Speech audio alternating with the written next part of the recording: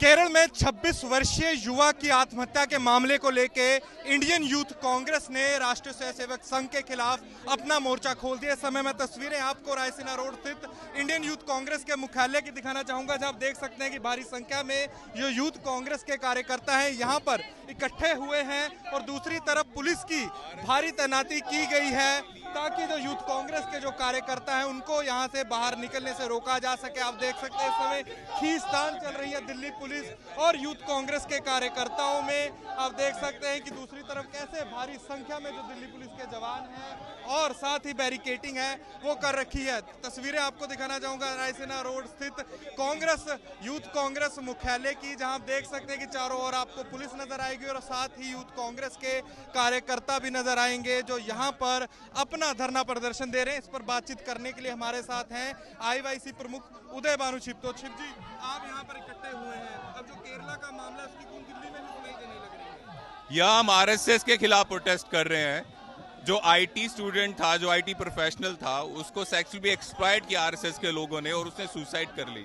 मतलब आरएसएस के लोग, बीजेपी के लोगों की इतनी हिम्मत हो चुकी है कि हमारे देश के लड़कों के साथ बलात्कार कर रहे हैं, देश के युवाओं का शोषण कर रहे हैं और बिल्कुल भी नहीं डर रहे हैं।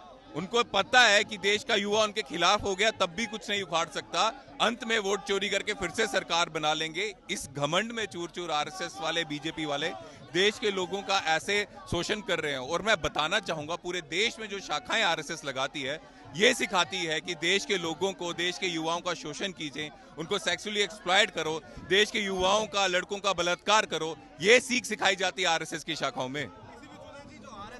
वहां पर जो नेता हैं, लोकल नेता, उनका कहना है कि इमेज खराब करने की कोशिश की जा रही है। तो वो जो आत्महत्या कर गया, वो जो अपनी जान दे गया, वो इमेज खराब करने के लिए उसने जान दी।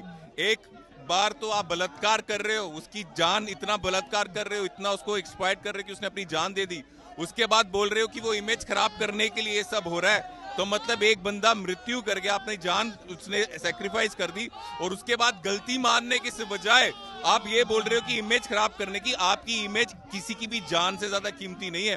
आपकी इमेज खराब करने के लिए अपनी जान नहीं दे देगा। हाँ, लेकिन आप समझते हो लोगों की जान जो है उसकी कोई वैल्यू नहीं है, क्योंकि आप सबसे ऊपर हो, क्योंकि आप पावरफुल हो, आपके पास शक्ति है, आपके पास सत्ता है और सत्ता के लालच में, सत्ता की ताकत में जितने युवाओं का शोषण करना है कर लो। वो आत्महत्या भी कर ले तो कर लो। आप बोलोगे ये तो इमेज खराब करने की बात है, उसने आत्महत्या की तो क्या फर्क पड़ता है। यही आरएसएस कहना चाहती है।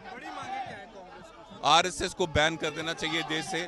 आरएसएस की सोच ये है कि देश के युवाओं का बलात्कार करो, देश के लड़कों के साथ सेक्सुअली एक्सप्लॉइट करो, ये चलने नहीं देंगे हम।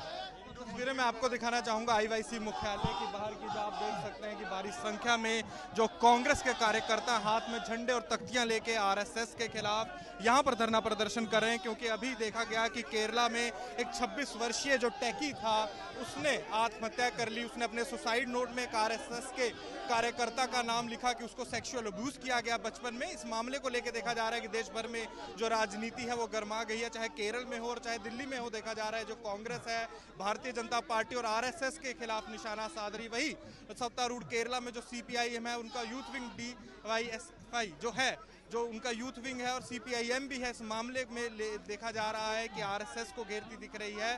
और वहां की पुलिस ने भी बोला इस मामले पर जांच की जा रही है। अलग अलग एंगलों से इस मामले में जो है जांच के एंगल देखे जा रहे हैं। कैमरामैन अश्विनी हेलन के साथ अनमोल बाली की दिल्ली से रिपोर्ट।